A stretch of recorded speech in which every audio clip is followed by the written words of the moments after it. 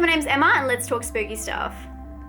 So everyone is going insane about this new TV series called Stranger Things, which is a Netflix original show. And I thought we'd take a deeper look into the TV show because there's a lot to talk about. I'm also gonna have a spoiler and non-spoiler section of this video, and that's more to help you guys out who haven't seen it. I don't wanna spoil anything because it's really good. And first off, I'm gonna talk about my review, which is spoiler free, and then I'll go into some other stuff, but I'll warn you when the spoiler's coming. But first off, if you don't know anything about Stranger Things, it's set in the 80s in a small town in America, and the storyline centers around some boys and their kind of like coming of age story. Very Stephen King, but I'll get into that. And it starts off with one of the boys in the friendship group going missing. But the fact is that he is actually not gone, and the mother finds a way to communicate with him. Can I please get a round of applause for trying to explain this complex story in 2 sentences? Come on, come on. If you haven't seen the show, that is just the surface of the story. The story is really great, and the reason it's really great is because A, the characters are fucking phenomenal. B, it's got that retro feel that everyone feels like super nostalgic about. And C, it has so many intertwining plots that really keep the story going and just keep the feel consistent. One thing that everyone agrees on when watching the show is that the soundtrack is amazing. It's kind of got this cool retro feel, but it's also got this underlying score. And apparently the composers did over 13 hours of music just for this TV show, which isn't very surprising, I guess, because there is 8 episodes and each one goes for about an hour long, so you do the math. Another thing that people can definitely agree on is that the characters are very authentic and very true to themselves. They aren't cliches, to be exact, but they do pay homage to other characters from all of your favorite movies growing up. And I think that's one thing that really stayed with people and made a difference with this show. Another thing I felt like everyone could relate to was the fact that the characters, I guess, were relatable. They were very real and they were very authentic, and they had such deep levels to each and every single one of them. I guess everyone probably has their favorite character in this show, but I really like them all equally. They all had their own little perks, and they're very flawed characters. All of them have flaws, and I think that that's what makes them so relatable and makes it so non-cliche. One thing I really enjoyed in the show was the consistency.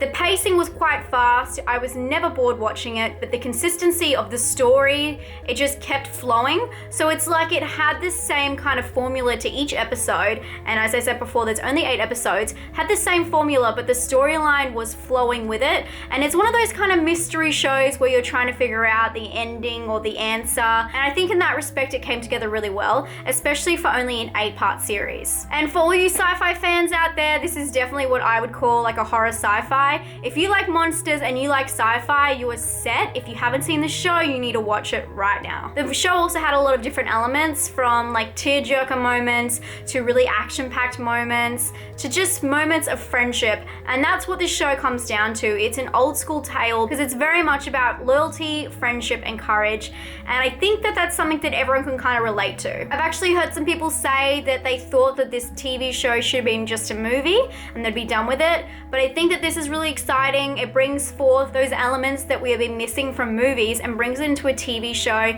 and it's a TV show that we can all really like binge watch really easily. I think that I was probably the last person on earth to finish it, as someone pointed out on Twitter. Thanks for that. But I think this is really exciting because we are in the time of great television. Think about how many good shows have been around for the last couple of years. I mean, we have Breaking Bad, which everyone was obsessed with. We have Game of Thrones, which obviously everyone's obsessed with. I love Orange is the New Black. Also Black Mirror. There's so many cool shows that are so different, and we have the technology to be able to make them into shows, and we have the demand for them. This is the new way of technology. Everyone's just watching TV shows because it's portable. They can watch them on the go. Unlike movies where, you know, all the blockbusters and the VHS stores are shutting down, this is the new way. It's television, I'm telling you. It may be sad, but it's super exciting at the same time. But on to the scoring. I'm gonna give this a 6 for scare. There was 1 or 2 parts but actually were scary, but the rest not so much. I'm gonna say originality, I'm gonna have to give it an 8. I thought it was great. Even though it does pay homage, and I'm not gonna lie, I know all about this, but I felt like this was very original for a retro modern flick, and I'm totally gonna give it the points for that.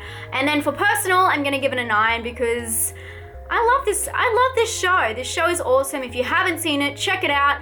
And if you have, stay tuned because here comes the spoilers. Firstly, let's address the fact that there's been rumors and articles flying around about season 2 where it hasn't really actually been 100% confirmed. I'm pretty sure it's confirmed. This is what the creators said, who were Matt and Ross Duffer. They said that we want to let it breathe a little bit, but also that there's a bigger mythology and there's a lot of tangling threads at the end. We could explore it more if Netflix wants to continue, so it looks like it's up to Netflix at this point. This was released a couple hours ago as of filming this. It could be confirmed, it could be already confirmed, they could be just checking the hype. I'm pretty sure everyone's down for a season 2 because there were so many loose ends. And I think to all of you guys who have a lot of questions, such as the chief getting in the car, also leaving out the Eggos, what's the deal? And I think that hopefully season 2, which I saw rumors that it will be a sequel. So obviously they're not going to start with a whole different family, so everything you ask and everything you're thinking probably will be answered. I've also heard that the creators have a 30-page document which details the Upside Down and actually talks about why we only saw one monster escape. And so all of those little things are definitely worked out, but they just didn't have enough time to fit it into this 8-episode series. So next time, hopefully we'll go deeper into that. And I also heard a rumor that they're going to go deeper into Eleven's background, which I think is much needed as well. Next, let's talk about the facts about the show. To pitch the show, the creators made a lookbook that actually looked like a vintage Stephen King novel, and obviously they were going for that vibe. Also, they screened over 1,000 different child actors to play the lead roles, and these kids actually said they had a lot of fun playing a movie in the 80s. They had no idea what a record player was. They had a lot of fun talking on those huge walkie-talkies, and also they had a lot of fun riding their bikes around the neighborhood because apparently kids don't do that these days. And did you know that Winona Ryder's most difficult scenes were those scenes when she's talking to the lights? Because hell, it must be hard being an actor and have to talk to a lamp for a whole scene. And on to the homage, aka the Easter eggs, or should I say the Eggos for the show. There were hundreds, so I'm just gonna mention a few of them, but I'm sure you guys can tell me some more down below. The title was an obvious homage to Stephen King. If you pick up any Stephen King book, you would realize that. Look at that. I mean, more this one, but oh, sorry, Carrie. It's the same font. It's just the same, you know. It's the same, which I love, obviously. And of course, what I'm sure we all saw was that flashback scene where Joyce gives Will the tickets to go see Poltergeist, and he promises he won't have nightmares. And another very obvious one I'm sure you guys all saw was the one in Jonathan Byer's room where his dad points to a poster and says that it's like a bad influence, or he deems it evil, and it's the Evil Dead. And another one that I'm sure was pretty obvious to most of you guys was the scene when they're walking on the train tracks, which mirrors the scene from Stand By Me. But one you may have missed is when Winona Ryder is looking for a baseball bat and her eyes gaze past these croquette mallets. And this is to pay homage because she was in Heathers, and if you guys have seen Heathers, you'll know why. If you haven't, you need to check it out right now. Another one is when Joyce and Chief Hopper are walking through the Upside Down and they walk past a few eggs that actually look kind of similar, pretty much exactly the same as the eggs from Alien. And this one you might have picked up if you have sharp eyes and sharp ears. There is a state trooper actually reading a book in one scene, and the chief walks up and they kind of exchange words, and he says, "I love that book, it's a nasty mutt," which kind of shows you that the book he's reading is Cujo. And you can also see Stephen King's face on the back of the book, which gives it away. And the last one I want to mention is a bit of a stretch, but I want to see what you guys think about it. When Steve is crawling into Nancy's room, he picks up the bear, like a teddy bear, and talks with it to her. And this is meant to have mirrored when Billy crawls into Sydney's window in Scream and does the same thing with one of her teddy bears. And lastly, let's talk about some theories in the show. Number 1, 11. Her name is 11, or her tattoo is 11. Does that mean that she is in the long line, or there is 10 before her, of children with powers? And where are the other children? Hopefully this will be addressed in the season 2. Next, why did Will survive and not Barbara? They kind of hint to this, but I think a lot of people have the same idea with this theory. Pretty much they say that when they found Will in the Upside Down, he had that big tube hanging out of his mouth. And then when one of the last scenes, when he throws up that slug type alien creature, what they say had happened was he was kind of in a nest in the Upside Down, right? And he was kind of kept alive, incubating some kind of eggs, and that's what they think that they were feeding to him. So in this theory, he is like the incubator or the surrogate for these aliens, and that's why he was kept alive, and that's why Barbara died. Even though they didn't look for Barbara, we don't know if she's dead. She could either come back in season 2 or they'll explain this, but I definitely think that Will was the carrier of these aliens. What do you guys think? The next one, I'm not too sure about at all. I really don't believe. It just doesn't make much sense to me, but this is a theory a lot of people are talking about. It's who's Eleven's dad, and people say that it could be the chief. Pretty much the theory goes is that you saw the biological mother for 11, which we actually don't know if she was. It wasn't confirmed, you know what I mean? She couldn't talk. But you didn't see the father. She did call that guy Papa, but I don't know, where's the mum? Whatever. You don't know. I don't believe anything that guy says. He's the bad man. The thing is, when Chief's daughter was getting really sick, what they say in the theory is that the government came in and they tried to take her away and said that it was for her own good and they could possibly let her survive if that was the case.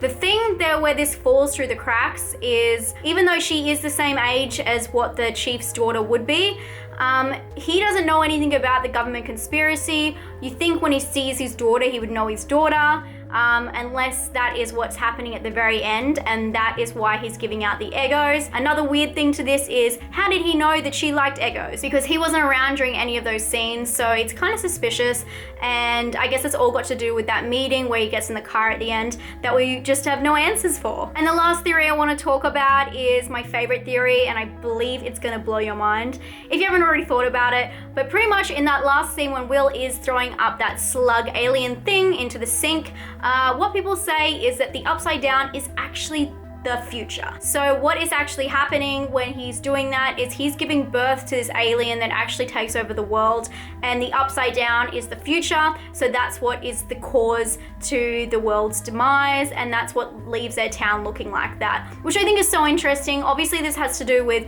you can look at time hopping in different kind of aspects, and this obviously is that kind of loop kind of aspect, so it might fuck up with people's brains thinking about time jumps, but it makes a lot of sense to me. The upside down is just the future, and pretty much Will caused it all, but he gave birth to it all at the same time. So I think that's a really cool theory. Anyway, let me know what your theories are. Let me know what your favorite parts of the show was. Let me know everything that you thought about the show down below.